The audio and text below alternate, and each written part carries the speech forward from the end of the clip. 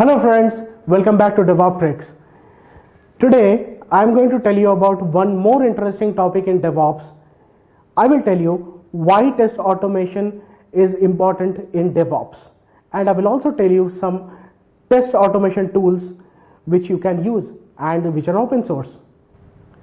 For the viewers who are not yet clear on what DevOps exactly is, please watch our previous video on DevOps tools. It clearly explains what DevOps is with a very good example.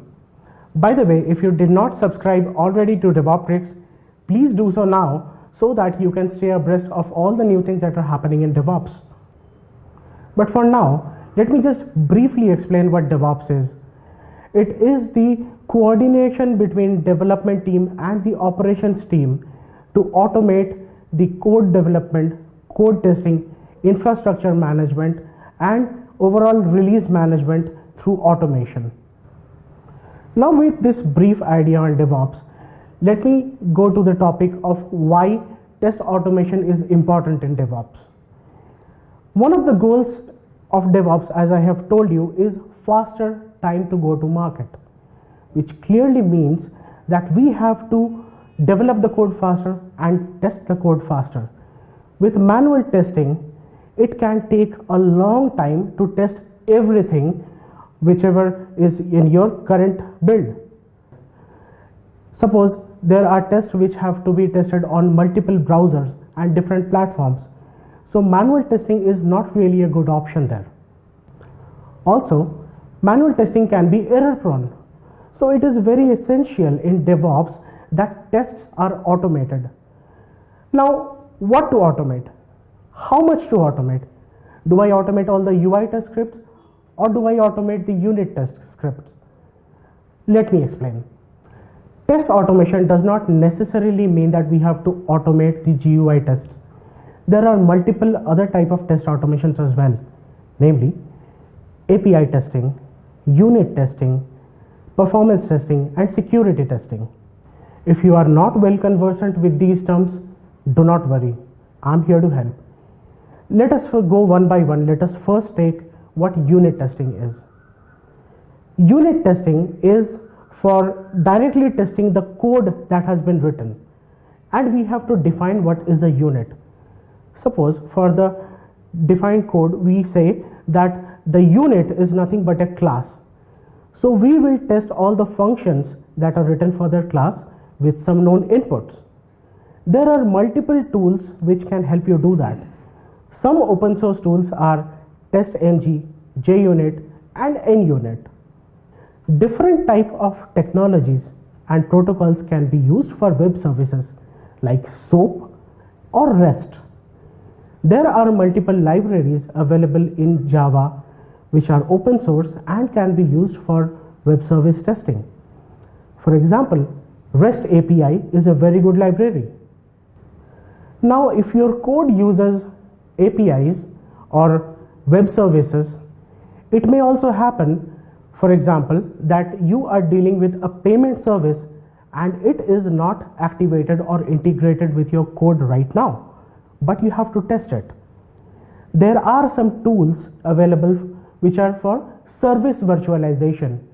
It can simulate an environment as if the payment service is up and running, and it will keep you sending some responses back with all the requests that you send out for payments. Hoverfly is one such tool which can be used for service virtualization. Now let us talk about performance testing. There are multiple very good tools available for performance testing like JMeter. These can help you test the performance of the code under a certain load. By load, what I mean is number of users hitting the application at the same time. These can be simulated with automated tools like these. The one like I told you is JMeter. It's an open source tool again. Performance testing should be done early in the life cycle rather than doing it later in the life cycle. And this is what is called as shift left, because we are doing it early in the life cycle. With performance tests automated earlier in the life cycle, it becomes easier for the developers to know about any possible performance issues with the code and to fix them when there is time, rather than doing it in the end of the project by when there is either no time or changing the code is too dangerous and a risk to break it. Now let us talk about security testing. As the name suggests, it is about checking the security of your application. For example, is there any unauthorized access to your application? Or is the data that the clients are trusting you with is safe with your application? Is it hack proof? There are multiple tools available for security test automation. For example, there is Z automation proxy, which is called Zap, and there is another tool called Vega, and there are multiple other tools like Grabber also. If you take a closer look at these automation tests, you will realize that the non-UI automation tests take much lesser time to execute than the UI related tests. So you can use your imagination and intelligence to guess that there should be more of non-UI tests for automation rather than the GUI tests. So for non-UI tests, we should be having more of unit tests, then a layer of API tests, and then we should be having some bare minimum number of required GUI tests. With this, I will also tell you a few tools which you can use to test the UI of the application. A well-known tool is Selenium, which can automate almost all the browser related test cases. On top of that, there is Protractor, which can work with AngularJS type applications.